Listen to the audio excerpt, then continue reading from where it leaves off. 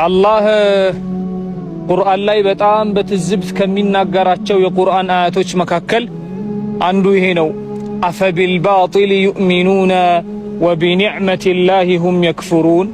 እንደው በተራ ባጢል በሆነ ነገር እያመኑ በአላህ ስብሓነሁ ወተዓላ ደግሞ ይክዳሉ ያስተባበላሉ እንዴ ይላል አላህ ስብሓነሁ ወተዓላ። ለዚህ ነው ፈቢአይ አላኢ ረቢኩማ ቱከዚባን። እስኪ እንደው በየትኛው የጌታችሁ ጸጋ በየትኛውስ የጌታችሁ ስጦታ ነው የምታስተባብሉት ይላል አላህ።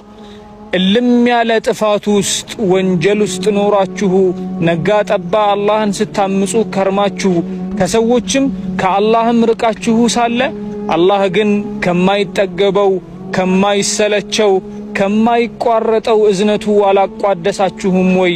ወደሱ ጠጋ እቅፍ አላደረጋችሁም ወይ? የተራባችሁ ሆናችሁ ሳለ አልመገባችሁም ወይ? የታመማችሁ ሆናችሁ አላከማችሁም ወይ?